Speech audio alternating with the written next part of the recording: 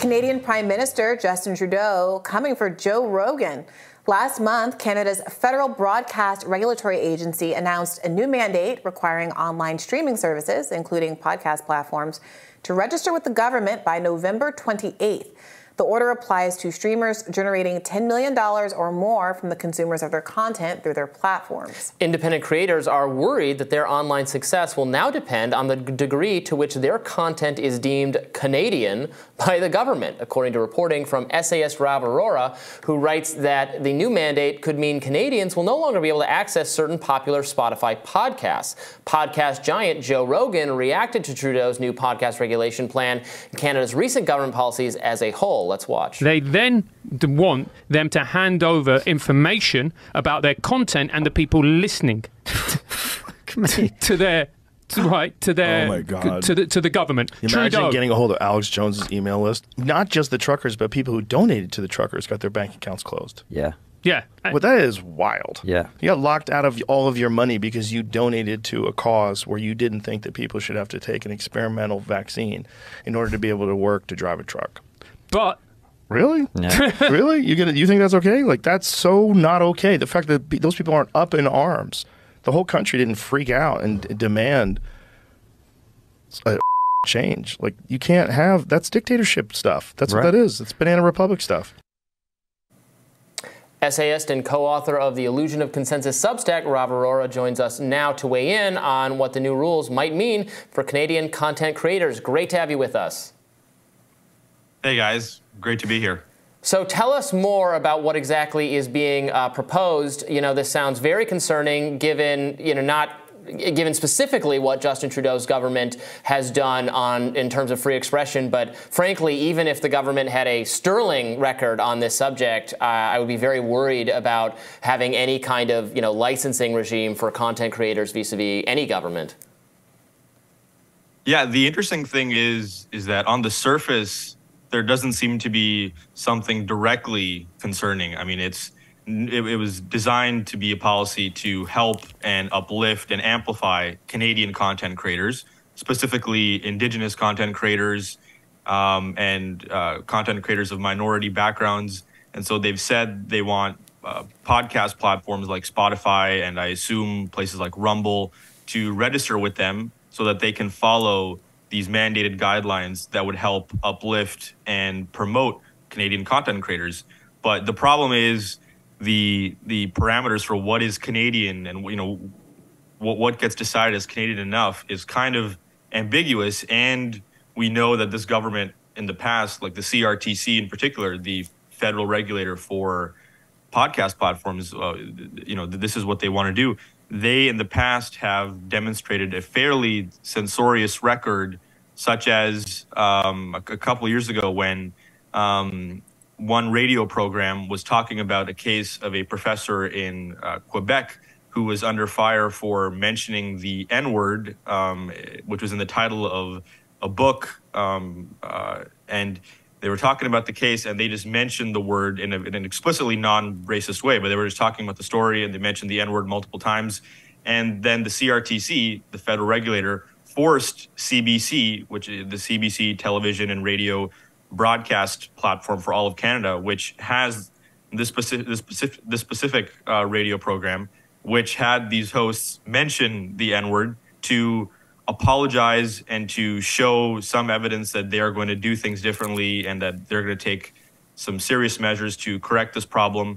And so whatever your personal view on the N-word is, whether you think that you should be able to say it in a non-racist way or you should never be able to say it in any context, it doesn't matter. The problem here is that the CRTC forced the CBC to issue an apology. So the question is, how are they going to do this in the future? Are certain podcasts that violate specific policies or parameters of medical misinformation, for example, which is something that potentially, my own podcast with Dr. Jay Bhattacharya, which I am a sole proprietor of here in Canada, we cover COVID issues and a lot of the mixed consensus and misinformation surrounding vaccines, masks, and various public health mandates.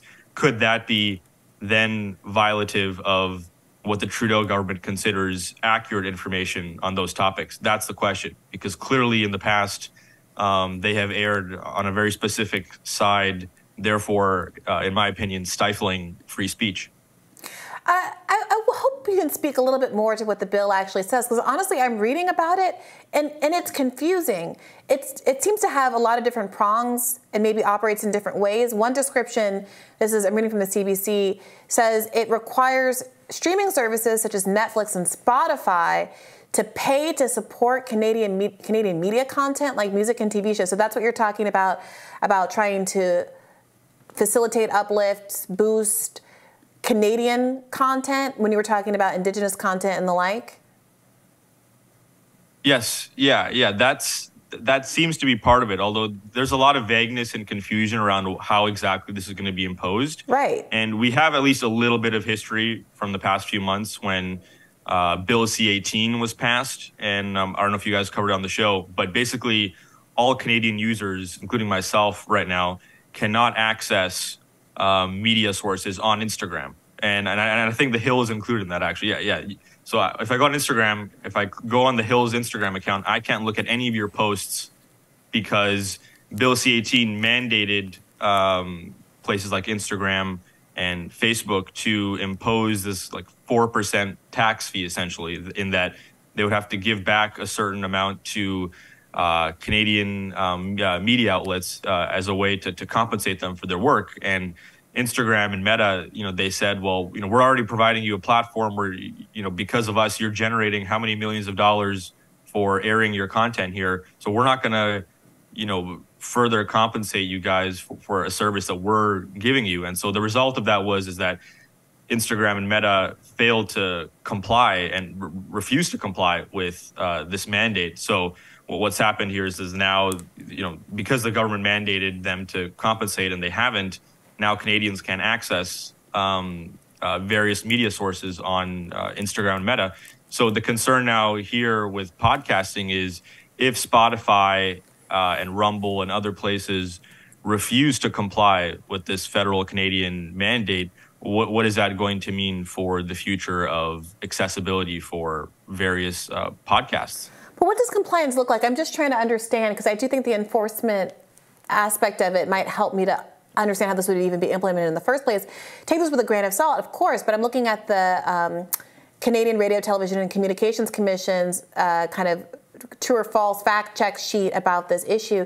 And they're claiming that they will only regulate broadcasters, not content creators and digital creators, but traditional broadcasting services and online streaming services. What do you say of that?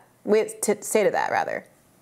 Yeah, I think there's an interesting analogy that's been made before is like, if you say, like the difference between saying I want to regulate a library versus I want to regulate the actual books. So here, it's like they want to impose a certain mandate on the library to, prioritize and amplify and preferentially boost certain kinds of content and not others. And they specifically said in the CRTC, they follow the Broadcasting Act, which says that you have to have content that reflects the racial, gender, and sexual diversity and uplifts, minority voices of marginalized backgrounds in Canada.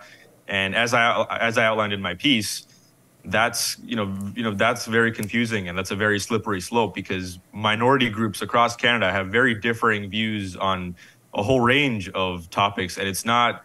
There's this kind of leftist, in my view, this kind of progressive myth that BIPOC, LGBTQ plus people, like they're all sort of unified on certain views when in actuality they're not. Like we had protests across Canada here recently in opposition to SOGI, which is teaching kids about gender ideology and about changing their gender, etc. And you had large groups of Muslim parents protesting against this and saying that they find this curriculum promoting radical gender ideology as Islamophobic. So it's like, what's considered uplifting minority content? Is their content going to be uplifted? The content of Muslim creators who want to oppose this stuff, etc. This raises all sorts of questions for how they're going to enforce these mandates of promoting, a diversity of voices, promoting different minority voices when there's so much ambiguity on what's going to be labeled as minority and sufficiently Canadian enough for the government to mandate places like Spotify and Rumble to preferentially boost certain creators over others. Yeah, it reminds me a little bit of the, in the U.S., the various film subsidies in the states, efforts to establish filmmaking industries in the states, which were the incentive subsidy packages would just tax money directly being given to film industries to headquarter in various states, but then snuck in there sometimes are provisions that the movie in question has to make that state look good. That's kind of what came to mind as you were describing this. Rav Arora, thank you so much for joining us and elucidating us on what's going on in Canada. We appreciate it. Yeah, thanks, guys. Tomorrow on Rising, Jessica Burbank and Spencer Brown will take the reins for Rising Fridays. Be sure to like, share, and subscribe so you never miss any content. And for those of you who prefer to listen while you're on the move, we are now available anywhere you listen to podcasts. See you next week. Bye-bye.